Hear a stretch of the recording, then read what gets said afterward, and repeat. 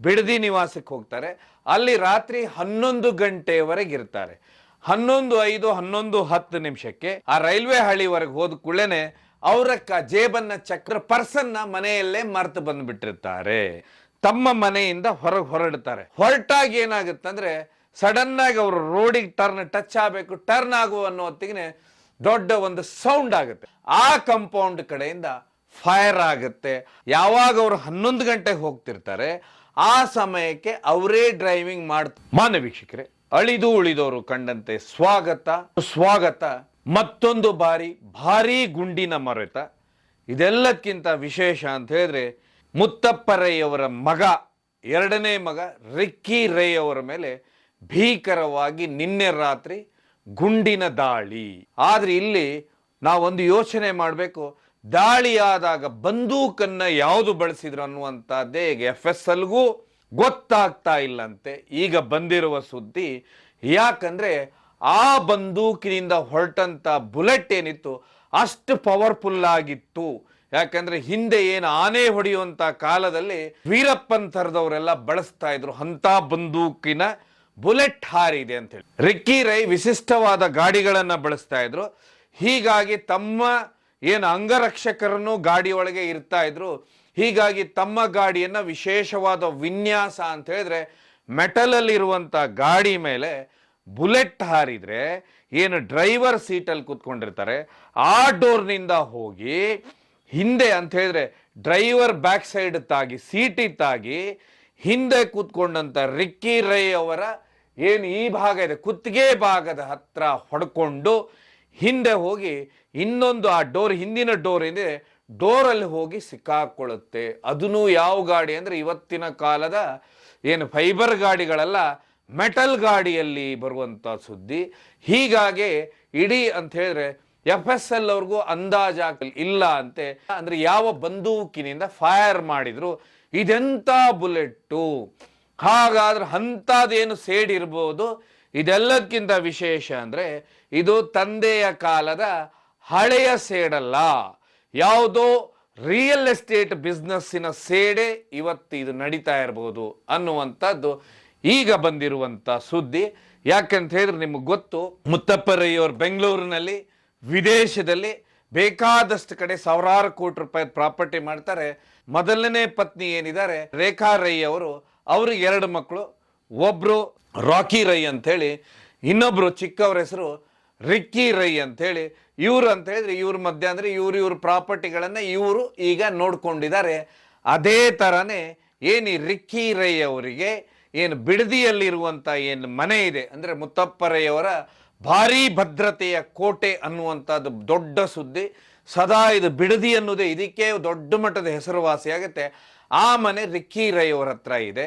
ಅದಾದ ಮೇಲೆ ಅವ್ರದ್ದು ಬೆಂಗಳೂರಿನಲ್ಲೂ ಬಂಗ್ಲೆ ಇದೆ. ಈ ಬಂಗ್ಲೆಯಲ್ಲೇ ಇವರು ಹೆಚ್ಚು ಅಂತ ಹೇಳಿದ್ರೆ ಬೆಂಗಳೂರಿನ ಬಂಗ್ಲೆಯಲ್ಲೇ ವಾಸ ಇರ್ತಾ ಇದ್ರು. ಮೊದಲು ನಿಮ್ಗೆಲ್ಲ ಗೊತ್ತಿರ್ಬೋದು, ರಿಕ್ಕಿ ರೈ ಅವರ ಹಿನ್ನೆಲೆ ನಾವು ನೋಡ್ತಾ ಹೋದ್ರೆ ಏನು ಅವ್ರಿಗೆ ಮೊದಲಿಗೆ ಮದುವೆ ಆಗಿರುತ್ತೆ, ಆ ಮದುವೆ ಡಿವೋರ್ಸ್ ಆಗುತ್ತೆ. ಇದಾದ ಮೇಲೆ ರಷ್ಯಾದವರನ್ನ ಮದುವೆ ಆಗಿರ್ತಾರೆ. ಹೀಗಾಗಿ ಇವರು ರಷ್ಯಾಗೆ ಸುಮಾರು ಬಾರಿ ಹೋಗ್ತಾ ಇರ್ತಾರೆ. ಯಾಕಂತ ಹೇಳಿದ್ರೆ ಇವರು ರಷ್ಯಾದಲ್ಲೂ ಬಿಸ್ನೆಸ್ ಇದೆ, ದುಬೈನಲ್ಲೂ ಬಿಸ್ನೆಸ್ ಇದೆ. ಯಾಕಂದ್ರೆ ಮುತ್ತಪ್ಪ ರೈ ಅವರ ಕಾಲದಲ್ಲೂ ದುಬೈನಲ್ಲೂ ಬಿಸ್ನೆಸ್ ಇರುತ್ತೆ. ಹಾಗೆ ಬೇರೆ ಬೇರೆ ದೇಶಗಳಲ್ಲೂ ಇವರ ಬಿಸ್ನೆಸ್ಗಳಿದು. ಅದೇ ರೀತಿ ರಷ್ಯಾದಲ್ಲೇನು ರಿಕ್ಕಿ ರೈ ಅವರ ಬಿಸ್ನೆಸ್ ಇದೆ ಅಂತೆ. ಅವರ ಪತ್ನಿನೂ ರಷ್ಯಾದವರೇ ಆಗಿದ್ರಿಂದ ರಷ್ಯಾಗೆ ಹೋಗ್ತಾ ಇರ್ತಾರೆ, ಬರ್ತಾ ಇರ್ತದೆ. ಅದೇ ರೀತಿನೇ ಇವರು 2 ದಿವಸದ ಹಿಂದೆ ರಷ್ಯಾದಿಂದ ಬೆಂಗಳೂರಿಗೆ ಬಂದಿದ್ರಂತೆ. ಬೆಂಗಳೂರಿಗೆ ಬಂದಾಗ ಇವ್ರಿಗೊಂದು ಅಭ್ಯಾಸ ಏನಂತ ಹೇಳಿದ್ರೆ, ಏನು ಇವರ ತಂದೆ ಕಟ್ಟಿಸಿದಂಥ ತಂದೆಯ ಮನೆ ಇದೆ ಬಿಡದಿಗೆ, ಅಲ್ಲಿ ಸದಾ ಸಂಜೆ 7 ಗಂಟೆ ಸುಮಾರು ಬರೋದು, ಅಲ್ಲೇ ರಾತ್ರಿ 11-11ವರೆಗಿದ್ದು ನಂತರ ತಮ್ಮ ಮನೆಗೆ ವಾಪಸ್ ಹೋಗುವಂಥದ್ದು ಇವರು ಯಾವಾಗ ಇವರ ವಾಡಿಕೆ. ಇದೇ ರೀತಿನೇ ಇವರು ನಿನ್ನೆ ಸಂಜೆ 7 ಗಂಟೆಗೆ ಅಂತ ಹೇಳಿದ್ರೆ ಸಂಜೆ 6:30ಯಿಂದ 7 ಗಂಟೆಗೆ ಇವರು ತಮ್ಮ ಬಿಡದಿ ನಿವಾಸಕ್ಕೆ ಅಂದ್ರೆ ಬೆಂಗಳೂರಿನಿಂದ ಹೊರಟು ಬಿಡದಿ ನಿವಾಸಕ್ಕೆ ಹೋಗ್ತಾರೆ. ಅಲ್ಲಿ ರಾತ್ರಿ 11 ಗಂಟೆವರೆಗೆ ಇರ್ತಾರೆ. 11:05 11:10 ತಮ್ಮ ಮನೆಯಿಂದ ಹೊರಡ್ತಾರೆ. ಹೊರಟಾಗ ಏನಾಗುತ್ತಂದ್ರೆ ಸಡನ್ ಆಗಿ ಅವರು ರೋಡಿಗೆ ಟಚ್ ಆಗಬೇಕು, ಟರ್ನ್ ಆಗುವ ಅನ್ನೋ ಹೊತ್ತಿಗೆ ದೊಡ್ಡ ಒಂದು ಸೌಂಡ್ ಆಗುತ್ತೆ. ಸೌಂಡ್ ಆದ ಕೂಡಲೇ ಅವ್ರ ಅಂಗರಕ್ಷಕರು ಎಲ್ಲ ಇದ್ದಂಥವ್ರು ಏನು ಮಾಡ್ತಾರೆ, ಕೆಳಗಿಳಿದು ನೋಡ್ತಾರೆ. ಕೆಳಗಿಳಿದು ನೋಡಿದ ಕೂಡಲೇ ಏನೇ ರೀತಿಯ ಏನೂ ಕಾಣಿಸೋದಿಲ್ಲ. ಯಾಕಂತ ಹೇಳಿದ್ರೆ ನಿಮ್ಗೆ ಗೊತ್ತದ, ಹೊರವಲಯ ಸ್ವಲ್ಪ ಕತ್ಲಿರೋದ್ರಿಂದ ಏನೂ ಗೊತ್ತಾಗೋದಿಲ್ಲ. ಆಗ ಅವ್ರು ಏನು ತಿಳಿತಾರೆ ಅಂದರೆ ಯಾವುದೋ ಕಲ್ಲು ಅಥವಾ ಇನ್ನೊಂದೇನೋ ಹಾರಿರ್ಬೋದು ಅಂತ ತಿಳ್ಕೊಂಡು ಮತ್ತೆ ಆ ಗಾಡಿನ ತಗೊಂಡು ಅವ್ರು ಹೊರಟು ಹೋದಂಥವರು ಆ ರೈಲ್ವೆ ಹಳಿವರೆಗೆ ಹೋದ ಕೂಡಲೇ ಅವರ ಜೇಬನ್ನ ಚೆಕ್ ಮಾಡ್ತಾರೆ. ಆಗ ಅವ್ರೇನೋ ತಮ್ಮ ಇಂಪಾರ್ಟೆಂಟ್ ವಸ್ತು ಅಂದ್ರೆ ಪರ್ಸನ್ನ ಮನೆಯಲ್ಲೇ ಮರ್ತು ಬಂದಿರ್ತಾರೆ. ಹಾಗಾಗಿ ಮತ್ತೆ ಅವರು ರಿವರ್ಸ್ ಬರ್ತಾರೆ. ನೋಡಿ, ಹೋಗುವ ಹೊತ್ತಿಗೆ ಯಾಕಂತ ಹೇಳಿದ್ರೆ ರಿವರ್ಸ್ ಬರ್ತಾರೆ. ರಿವರ್ಸ್ ಬಂದಂಥವ್ರು ತಮ್ಮ ಮನೆಯೊಳಗೆ ಮತ್ತೆ ಹೋಗ್ತಾರೆ. ಮತ್ತೆ ಹೋದಂಥವ್ರು 12:30 ಸುಮಾರು ಅದೇ ಮತ್ತೆ ಮನೆಯಿಂದ ಹೊರಗೆ ಬರ್ತಾರೆ. ಇನ್ನೇನು 50 ಮೀಟರ್ ಬಂದಿರುವುದಿಲ್ಲ. ಆವಾಗ ಏನವ್ರ ಮನೆ ಮುಂದೆ ಇನ್ನೊಂದು ಆ ಭಾಗದಲ್ಲಿ ರಿಯಲ್ ಎಸ್ಟೇಟ್ ಎಲ್ಲ ಅಂದ್ರೆ ಅಲ್ಲೆಲ್ಲ ಎಸ್ಟೇಟೋ ಏನೋ ಮಾಡ್ತಾ ಇರ್ಬೋದು. ಆ ಕಂಪೌಂಡ್ ಕಡೆಯಿಂದ ಫೈರ್ ಆಗುತ್ತೆ. ಆಗ ಫೈರ್ ಆದಂಥ ಬುಲೆಟ್ ಇಷ್ಟು ತೀಕ್ಷ್ಣವಾಗಿರುತ್ತಂತ ಹೇಳಿದ್ರೆ ಇಲ್ಲಿ ಗುರಿಯಾಗಿಸುವುದು ಏನಂತ ಹೇಳಿದ್ರೆ ಮುಂದಿನ ಸೀಟಿನಲ್ಲಿ ಕೂತ್ಕೊಂಡವ್ರನ್ನೇ ಗುರಿಯಾಗಿಸಿ ಬುಲೆಟ್ ಫೈರ್ ಮಾಡ್ತಾರನ್ನುವಂಥದ್ದು. ಯಾಕಂತ ಹೇಳಿದ್ರೆ ಯಾವಾಗ ಅವರು 11 ಗಂಟೆಗೆ ಹೋಗ್ತಿರ್ತಾರೆ ಆ ಸಮಯಕ್ಕೆ ಅವರೇ ಡ್ರೈವಿಂಗ್ ಮಾಡ್ತಾ ಇರ್ಬೋದು ಅನ್ಸುತ್ತೆ. ಇದನ್ನ ಯಾರು ಮುಂದೆ ಅಲ್ಲಿ ಸುಮಾರು ದಿವಸದಿಂದ ಇದ್ರ ಬಗ್ಗೆ ಯಾರು ಸ್ಕೆಚ್ ಅಥವಾ ಇನ್ನೊಂದು ಪ್ಲಾನ್ ಮಾಡ್ತಾ ಇರ್ತಾರೆ ಅವರು ನೋಡ್ತಾ ಇರ್ಬೋದು. ಯಾಕಂದ್ರೆ ಇಲ್ಲಿ ಬಳಕೆ ಆಗಿರೋದು ಶಾರ್ಪ್ ಶೂಟರ್ಸ್ ಅಂತ ಹೇಳಿದ್ರೆ ಈ ರೀತಿ ರನ್ನಿಂಗ್ ಅಂತ ಹೇಳಿದ್ರೆ ಒಂದು ಗಾಡಿ ಬರುವತ್ತಿಗೆ ಒಂದು ಡಿಸ್ಟೆನ್ಸ್ ಅಲ್ಲಿ ನಿಂತ್ಕೊಂಡು ಅದನ್ನು ಇಂಥ ಬಂದೂಕುಗಳನ್ನು ಇಟ್ಕೊಂಡು ಫೈರ್ ಮಾಡಬೇಕಾದ್ರೆ ಯಾರೋ ಶಾರ್ಪ್ ಶೂಟ್ರೆ ಇಲ್ಲಿ ಬಂದು ಈ ಫೈರಿಂಗ್ನ ಮಾಡಿದಾರನ್ನುವಂಥ ಸುದ್ದಿ. ಇದೆಲ್ಲ ಈಗ ಸುದ್ದಿ ಬಂದಿರುವಂಥದ್ದು. ಯಾಕಂದ್ರೆ ತುಂಬಾ ಪ್ರಾಥಮಿಕವಾಗಿದೆ. ತುಂಬಾ ಟ್ರೈನಡ್ ಇರುವಂಥವರೇ ಇಲ್ಲಿ ಫೈರ್ ಮಾಡಿದ್ದಾರೆ. ಒಟ್ಟು 3 ಬುಲೆಟ್ಗಳ ಹಾರಿದಾವನ್ನಂಥದ್ದು. ಅದರರ್ಥ ಇವರೇನು 11 ಗಂಟೆಗೆ ಸೌಂಡ್ ಆಯ್ತಂತಾರೆ. ಆ ಸಮಯದಲ್ಲೂ ಗುಂಡು ಹಾರಿದೆ. ಆದ್ರೆ ಅದೇನಂದ್ರೆ ಸರಿಯಾದ ದಿಕ್ಕಿನಲ್ಲಿ ಗೊತ್ತಿಲ್ಲ. ಆಗ ಅವ್ರೇನಾದ್ರು ರಿಕ್ಕಿ ರೈ ಅವರೇ ಡ್ರೈವಿಂಗ್ ಮಾಡ್ತಾ ಇರ್ಬೋದು ಅನ್ನುವಂಥದ್ದು. ಹೀಗಾಗಿ ಮತ್ತೆ ಅವ್ರು ಯಾವಾಗ ವಾಪಸ್ ಬಂದು ಇನ್ನೊಂದ್ಸರಿ ಗಾಡಿ ಆ ಮನೆಯಿಂದ ಹೊರಗೆ ಬರುತ್ತೆ ಆಗ ತಿಳ್ಕೊಳ್ಳೋದಂದ್ರೆ ಆ ಗೋಡೆಯಿಂದ ಆಚೆ ನಿಂತ್ಕೊಂಡವ್ರು ಫೈರ್ ಮಾಡಿದವರು ಸೀದಾ ನೇರವಾಗಿ ಡ್ರೈವಿಂಗ್ ಸೀಟಿಗೆ ಫೈರ್ ಮಾಡ್ತಾರೆ. ಆದ್ರೆ ಗಾಡಿ ಮೂಮೆಂಟ್ ಅಲ್ಲಿ ಇರೋದ್ರಿಂದ ಹಿಂದೆ ಮುಂದೆ ಆಗಿದ್ರಿಂದ ಡ್ರೈವರ್ ತಪ್ಪಿ ಹಿಂದೆ ಹೋಗಿದೆ. ಹಿಂದೆ ಸೀಟ್ ಕೂತ್ಕೊಂಡವ್ರಿಗೂ ಸೈಡಲ್ಲಿ ಅಂದ್ರೆ ಗುರಿ ಏನೋ ಇಟ್ಟಿದ್ದಾರೆ ಅವರು, ಆದ್ರೆ ಹೊಡ್ಕೊಂಡು ಹೋಗ್ಬಿಟ್ಟಿದೆ. ಅದೀಗ ದೊಡ್ಡ ಮಟ್ಟದ ಸುದ್ದಿ. ಈಗಾಗಲೇ ಇದ್ರ ಬಗ್ಗೆ ಕಂಪ್ಲೇಂಟ್ ಆಗಿದೆ.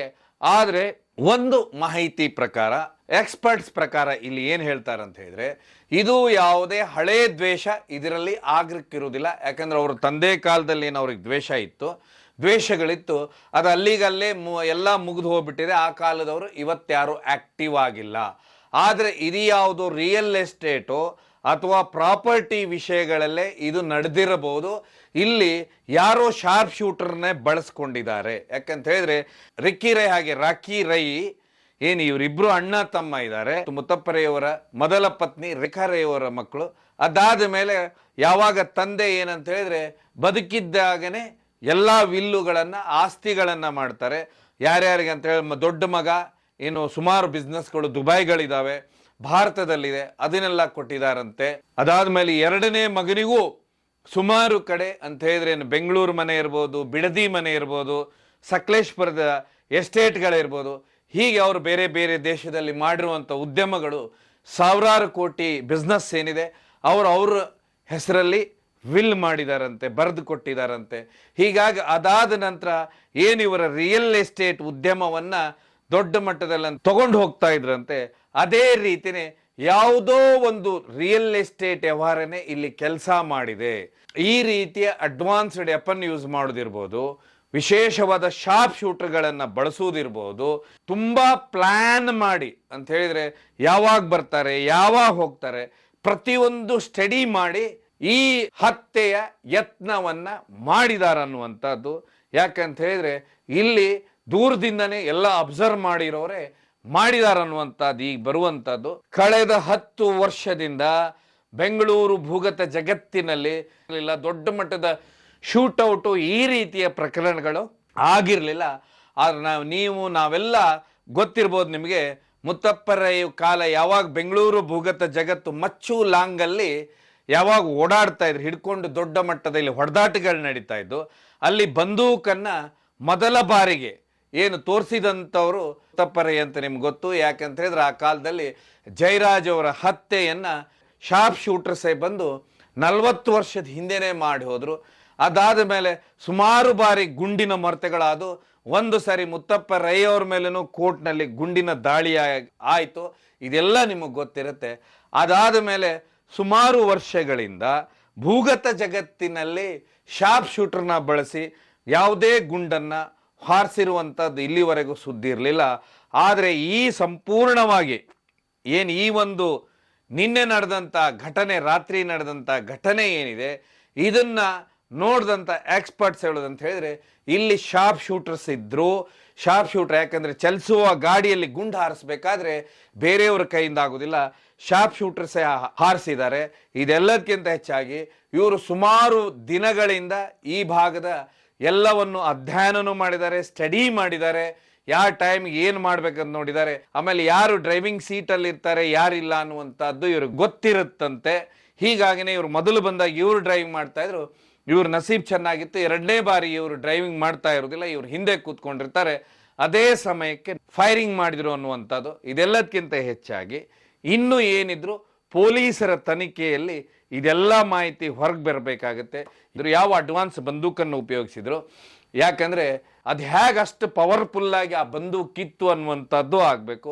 ಇದೆಲ್ಲದಕ್ಕಿಂತ ಹೆಚ್ಚಾಗಿ ಯಾವ ಕಾರಣಕ್ಕೆ ಮತ್ತೆ ಈ ಶೂಟೌಟ್ ಆಯಿತು, ಮತ್ತೆ ಭೂಗತ ಜಗತ್ತಿನಲ್ಲಿ ಹೊಸ ಅಧ್ಯಾಯ ಮತ್ತೇನಾದರೂ ಪ್ರಾರಂಭವಾಗುತ್ತಾ ಅನ್ನುವಂಥದ್ದನ್ನು ಪೊಲೀಸರ ತನಿಖೆಯಿಂದ ಗೊತ್ತಾಗಬೇಕಂತ ಹೇಳ್ತಾ, ಒಟ್ಟಾರೆಯಾಗಿ ರಿಕ್ಕಿ ರೈ ಅವರು ಆರೋಗ್ಯವಾಗಿದ್ದಾರಂತೆ. ಅವ್ರಿಗೆ ಯಾವುದೇ ಅಂದರೆ ಅದು ಜಸ್ಟ್ ಈಗ ತರ್ಚ್ಕೊಂಡು ಹೋಗಿದೆ ಅಂತೆ, ಪ್ರಾಣಾಪಾಯದಿಂದ ಪಾರಾಗಿದ್ದಾರೆ. ಇನ್ನು ಪೊಲೀಸರ ತನಿಖೆಯಿಂದ ಮತ್ತೆ ಯಾರು ಏನು ಅನ್ನುವಂಥದ್ದು ಸಂಪೂರ್ಣ ಗೊತ್ತಾಗಬೇಕಾಗತ್ತಂತ ಹೇಳ್ತಾ, ಇದು ಇಲ್ಲಿಗೆ ನಿಂತು ಬಿಡಲಿ, ಇನ್ನು ಮತ್ತೆ ಮುಂದುವರಿಯುವುದು ಬೇಡ, ಬೆಂಗಳೂರು ಯಾವತ್ತೂ ಶಾಂತವಾಗಿರಲಿ ಅಂತ ಹೇಳ್ತಾ ಈ ಕಾರ್ಯಕ್ರಮನ ಮುಗಿಸ್ತೇನೆ. ಕಾರ್ಯಕ್ರಮ ನೋಡಿದ್ದಕ್ಕೆ ಧನ್ಯವಾದ. ಇದು ಜನಜಾಗೃತಿಗೋಸ್ಕರ.